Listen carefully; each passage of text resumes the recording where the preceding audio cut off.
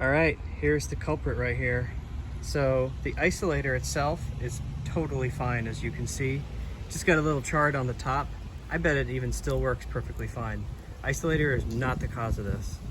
There's the Intellitec bird unit. That is what generated the heat. That's what caused the fire, 100%. It was not negligence. It was not a wrench. It was not me. It was not a tool. It was that unit right there. It failed. It failed on the hottest day. You can see the wiring that we did there correctly. Everything we had heat shrink on. It was perfectly spaced. And the heat generated from inside, a failure someplace inside the unit, melted it, and it started the fire. This was the cause. So I withdraw my recommendation to use this unit. No one should use it until whatever caused this is figured out. We will get in touch with Intellitec and make sure that they're aware that this happened.